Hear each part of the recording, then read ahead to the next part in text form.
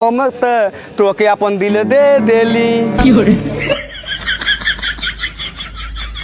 मेरी धड़कनों को समझो, थोड़ा हमसे भी प्यार कर लो। लगा के होठा लाले जब जाइले बाजार के तहला के हो ही जाला जिया।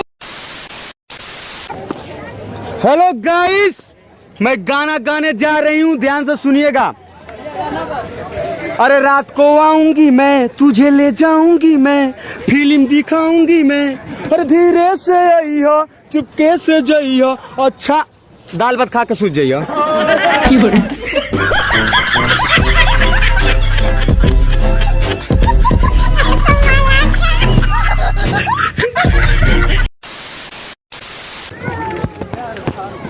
सो गाइस, मैं एक गाना सुनाने जा रहा हूँ, आप लोग ध्यान से सुनिएगा। सुनाइए। और सुना देंगे तो आप लोग पागल हो जाएंगे, तो इसलिए नहीं सुनाएंगे।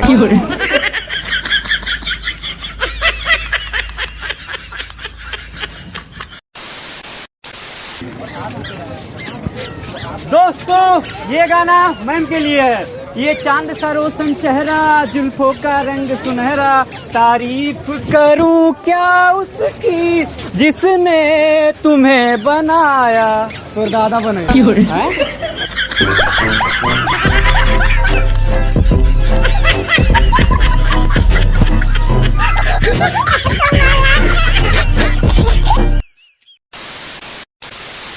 दोस्तों, इनके लिए एक गाना है कि तेरी मोहब्बत ने दिल में मकान घर सब बना दिया।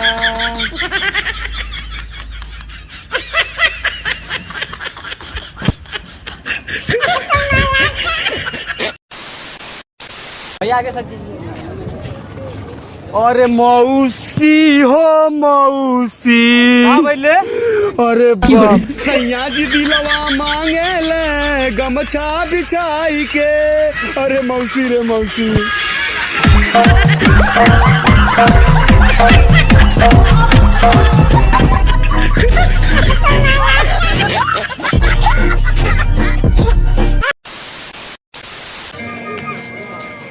हेलो गाइस, मैं आप लोग को एक गाना सुनाने जा रहा हूँ, ध्यान से सुनिएगा। अरे परदेसिया ये सोच हो पिया, सब कहते हैं हम तो के अपन दिल दे देली।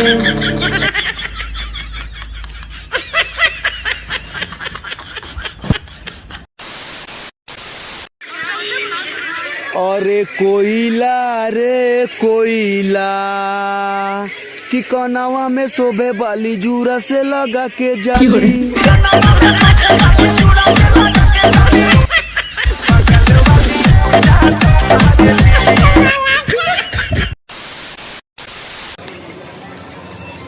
दोस्तों, एक दिन मेरी गर्लफ्रेंड बोली, अरे परदेस जाके परदेसिया भूले न जाना पिया।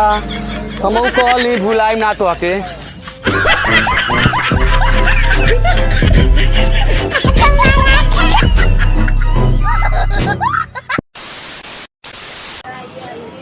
हेलो गाइस, आप लोग को एक गाना सुनाऊंगी, आप लोग ध्यान से सुनिएगा।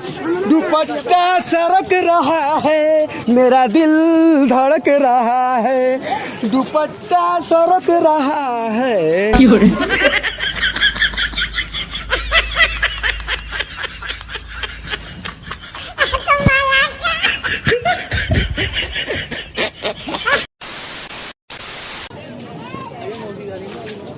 दिल ने ये कहा है दिल से, मोहब्बत हो गई है तू से। मेरी धड़कनों को समझो, थोड़ा हमसे भी प्यार कर लो। दिल ने ये कहा है दिल से,